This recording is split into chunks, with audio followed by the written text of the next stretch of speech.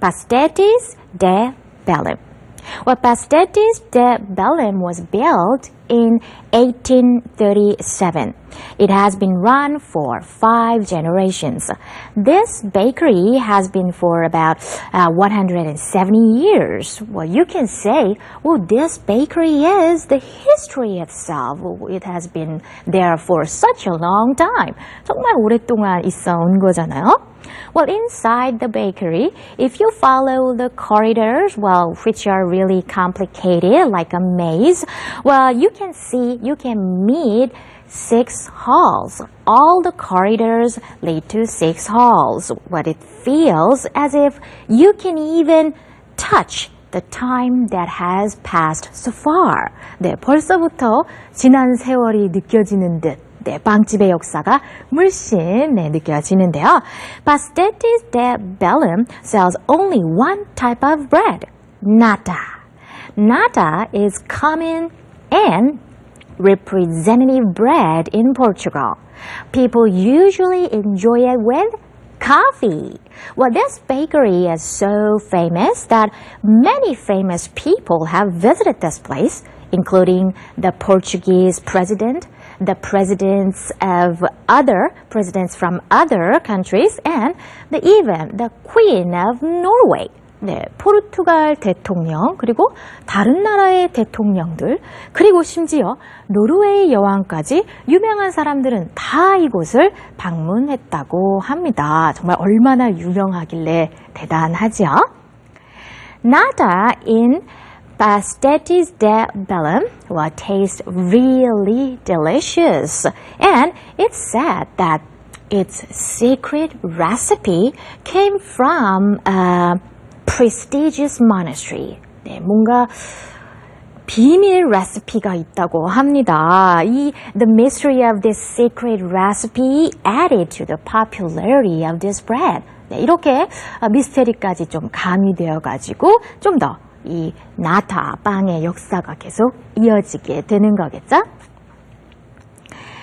약 1000년 전 로마인들에 의해서 세워진 도시입니다. 에보라인데요. 에보라는 포르투갈의 역사와 문화의 터전으로 여겨지는 그런 곳입니다. About 1,000 years ago, the Romans built this city, Évora. Well, Évora is considered the place of history and culture of Portugal. In the 12th century, when the Catholicism influenced this area, the Muslims who ruled this area called the city Évora. Well, that is the origin of the name of this city, Évora. After that, Évora became the central area of history and culture of the Portuguese royal family. 에보라의 자세한 설명은요, 널렉한테 부탁해 보도록 하죠. Naleg, what is Évora like? Évora is like an open outdoor museum where you can see the beautiful, beautiful Portuguese architecture. It's designated as a World Cultural Heritage Site, and the most noticeable thing here is Évora Cathedral with 2 tall steeples. Évora Cathedral is the largest cathedral in all of Portugal. It started to be built in the 11th century and was finished in the 12th. Ever since then, it has been the most important cathedral for many pilgrims to visit for hundreds of years. 마치 포르투갈의 영혼이 담긴 건축물이라고도 할 수가 있겠네요. You can say, well, it's a building with the spirit of Portugal. It's really beautiful and magnificent. 정말 아름답고 위대한 모습인데요. Besides that, there are more than 20 churches and monasteries in Évora, including Church of St. Francis of the 15th century. And you can even see a Roman temple with elegant pillars here. It is the biggest temple among the Roman temples which remain in the Iberian Peninsula. This place was made around the 2nd or 3rd century and shows us the long history of Évora. 정말 야외 박물관이라는 말이 딱 맞네요. It's really an outdoor museum. 포르투갈의 유구한 역사를 한눈에 다 감상한 그런 기분이 듭니다. 보너스 팁을 드리도록 할게요. 리스본에서 에보라를 가실 때에는요, 리스본의 동물원역, 동물원역에서 버스표를 사시면 됩니다. 버스로 1시간 정도 소요된다고 하네요.